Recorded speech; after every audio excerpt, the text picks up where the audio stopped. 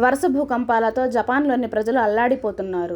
గత 2 వారాలుగా జపాన్లోని టొకారో దీవుల్లో 1000కి పైగా భూకంపాలతో జనం బెంబేలెత్తిపోతున్నారు. ఇది ఇలా ఉండగా 2025 జూలై 5న అతిపెద్ద సునామీ రాబోతుందని, ఈ సునామీ జపాన్ను నేలమట్టం చేస్తుందని జపాన్కు చెందిన ఆర్టిస్టు మాంగా చెప్పిన జోస్యంతో జనం మరణ భయంతో పరుగులు పెడుతున్నారు.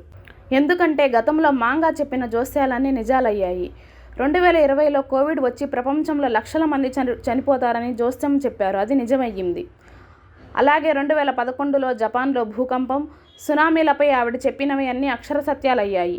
ఈ జోస్యాలన్నీ ఆవిడ రాసిన ద ఫ్యూచరైస్తా అనే పుస్తకంలో పేర్కొన్నారు. ఈ పుస్తకం 1999లో ప్రచురితమయ్యింది.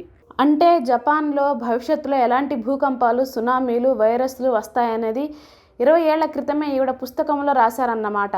ఆవిడ రాసినట్లే క్రమక్రమంగా విపత్తులు వస్తుండటంతో జపాన్ ప్రజలు కలవరపడుతున్నారు. 1000కి పైగా భూకంపాలు, అగ్నిపర్వతాలు బద్దలు కావడం, సునామీ భయంతో జపనీయులు సురక్షిత ప్రాంతాలకు తరలిపోతున్నారు. మరోవైపు జపాన్ ప్రభుత్వం మాంగా జ్యోతిష్యాన్ని నమ్మలేమని చెప్తున్నారు.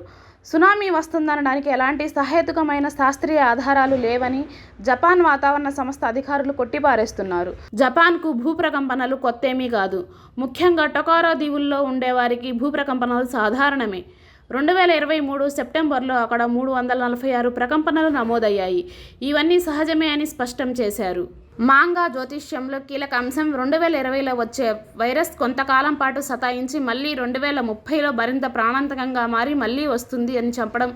ఈ వ్యవహారం అంతా విస్తృతంగా ప్రచారం కావడంతో చైనా, దక్షిణ కొరియా, తైవాన్ దేశాల నుంచి జపాన్కు ఎక్కువగా వచ్చే పర్యాటకుల సంఖ్య 3 నెలలుగా బాగా తగ్గిపోయింది.